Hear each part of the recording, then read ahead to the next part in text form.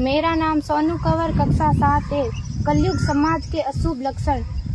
कुटुंब कम हुआ, संबंध कम हुआ, प्रेम कम हुआ, मर्यादा कम हुई, लाज लज्जा कम हुई, विनम्रता कम हुई, समर्पण कम हुए, पुस्तक वाचन कम हुआ, खान पान की शुद्धता कम हुई, बाल कम हुए, कपड़े कम हुए, नींद कम हुई, घी मक्खन कम हुआ, पीतल तांबे के बर्तन कम हुए, भाई भाई का प्रेम कम हुआ, सत्य कम हुआ, अतिथि कम हुए, धैर्य कम हुआ, श्रद्धा और विश्वास कम हुआ, बड़ों का सम्मान कम हुआ और भी बहुत कुछ कम हुआ, जिससे जीवन सहज था, सरल था। संतान को दोष न दे।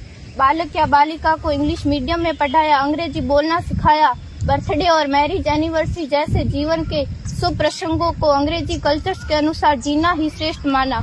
माता पिता को मम्मी डैड कहना सिखाया। जब अंग्रेजी कल्चर से परिपूर्ण बालक या बालिका बड़ा होकर आपको समय नहीं देता, आपकी भावनाओं को नहीं समझता, आपको तुच्छ मानकर आपसे जुबान लड़ाता, जब आपको बच्चे में कोई संस्कार नजर नहीं आता, तब घर के वातावरण को गमगीन किए बिना, संतान को दोष दिए बिना एकांत में जाकर रो लीजिएगा, क्योंकि पुत्र या पुत्री की पहली वर्षगांठ से ही भारतीय संस्कारों के बजाय, मंदिर जाने के बजाय केक कैसे काटा जाता है, यह सिखाने वाले आप और अम्मी है। जब बच्चा पहली बार घर से बाहर निकलता है तो प्रणाम और आशीर्वाद के बदले बाय बाय कहना सिखाने वाले आप और अम्मी है।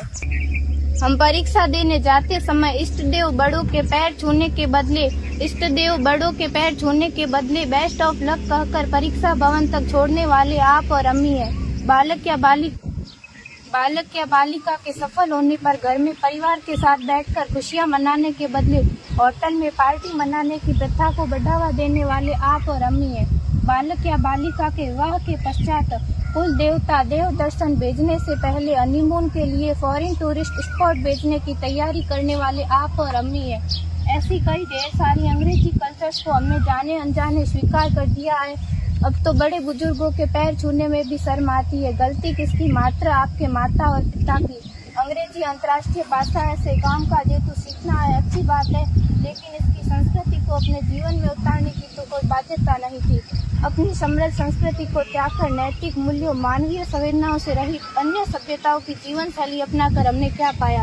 अवैध संबंध, टूटते रिश्ते, व्यसन युक्त धन, थके हारे मन, छल भरे रिश्ते, अनुशासनहीन संतानें, असुरक्षित समाज। एक बार विचार जरूर कीजिएगा कि संस्कारवान पीढ़ी क्यों आवश्यक है।